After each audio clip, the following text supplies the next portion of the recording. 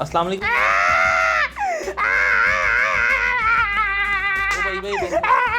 नाज़रीन, होने की वजह ये है कि इन्होंने मुझे शो पे बुलाया है और साथ में छुरी रखी हुई है कि शो खत्म होगा तुझे काट के खाऊंगा लाहौरी।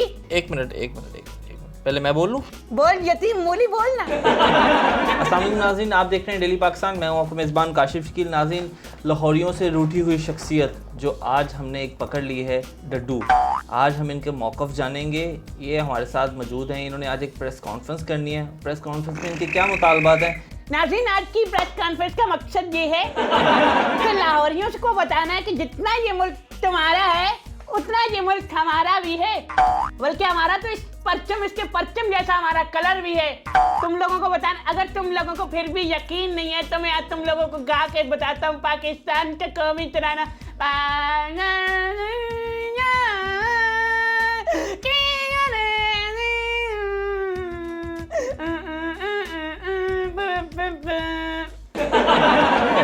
तुम डड्डुओं को मार रहे हो लाहौरियों, तुम्हें शर्म नहीं आती? क्या डड्डू इंसान नहीं होते? क्या डड्डुओं का वो नहीं होता क्या दिल? और क्या? अच्छा। मेरा पाकिस्तान के चीफ ऑफ आर्मी स्टाफ और DGISPR से मुतालबा है कि खुदा का वास्ता है हमारे हकूक का ध्यान कौन रखेगा? हमारा हकूक कौन देगा? हमारे हकूक का तहफ़्फ़ुज़ किया जाए, हमें इन लाहौरी दरिंदों से बचाया जाए और लाहौरियों में हमारे कत्ल का केस किया जाए। और हमारा वकील एतजाज़ हसन सीनियर है, वो होगा। और जज अरशद मलिक को रखो, क्योंकि जज अरशद मलिक पे उसकी कुछ वीडियोस हमारे पास भी हैं। और मजे की बात बताऊं, तो आप भी ब्लैकमेल करेंगे फिर? मैं बहुत कुछ करूंगा तेरे साथ अगर मुझे बोलने न दिया तूने। मैं बहुत डड्डू ही हूँ, मैं सास हूँ, सास सारे डड्डुओं की। समझे मेरी बात? तो इसलिए तो आपको पकड़ा है आज। पकड़ा? कहाँ से पकड़ा तूने मुझे? मैंने आपको पकड़ के लाया हूँ, इसलिए तो यहाँ कहाँ से पकड़ा तूने? नाज़रीन, मैं आपको बताऊं कि जज अरशद मलिक की बात मारा है गामा डड्डू। उसने जज अरशद मलिक की सारी वीडियोस बनाई थी, लेकिन एक गद्दार ने लीक कर दी ये बात। उसके बाद सुन ले जल्दबाज मुर्गी, सुन ले। उसके बाद ये हुआ कि लाहौरियों ने हमें बुन बुन के खाना शुरू कर दिया। अच्छा, अब आप नाज़रीन, इसकी एक बात बताऊं आपको। मैंने पूछा कितने भाई हैं तेरे?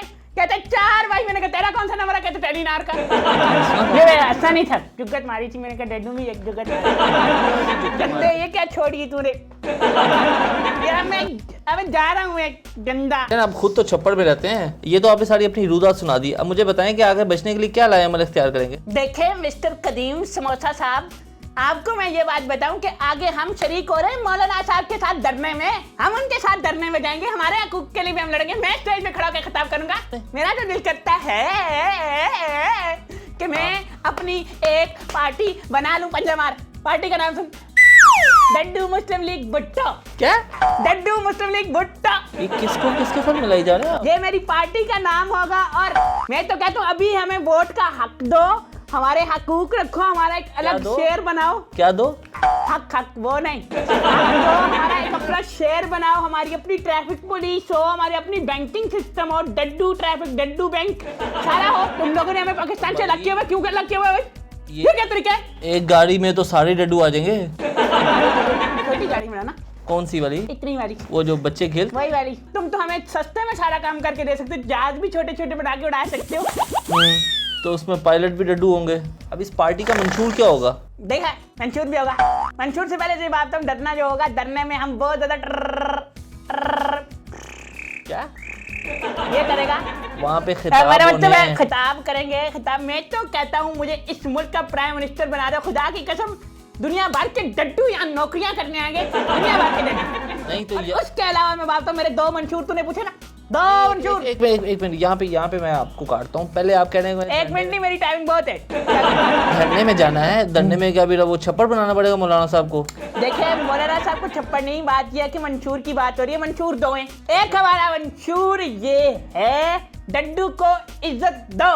बल्कि मैं उसी आवाज में बता देता हूँ, भाई डड्डू को इज्जत दो। और दूसरी ये है कि तुम कितने डड्डू मारोगे, हर छप्पड़ से डड्डू निकलेगा। छप्पड़ से डड्डू ही निकलते हैं? छप्पड़ से कौन सा कमेटी निकलती है? देखो बात बिल्कुल ठीक है, छप्पड़ उठाओ और बड़ी चीजें मिलती हैं।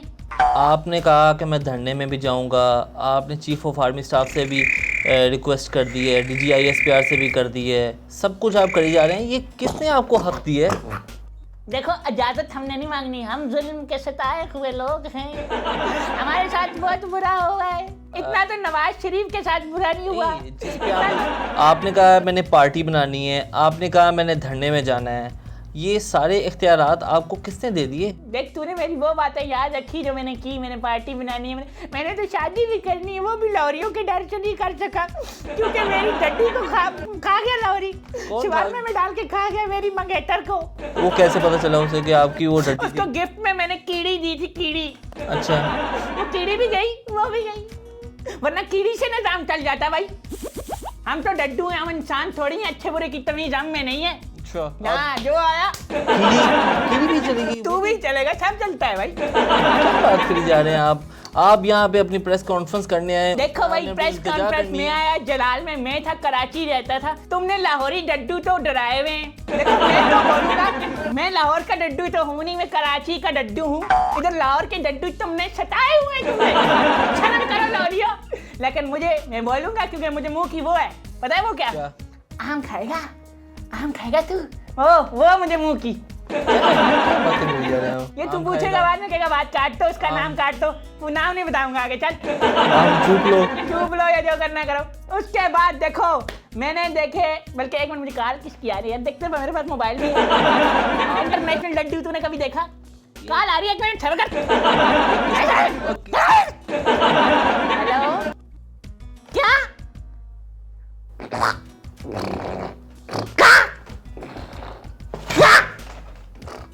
क्या हुआ? अबे रावी मुझसे 12 डड्डू के कपड़े मिले हुए जा रहा हूँ, जीना होगा, मरना होगा, डरना होगा, जीना होगा। ओ भाई रुको, प्रोग्राम तो पूरा कर लो, कहाँ जा रहे हो? रुको ओ भाई।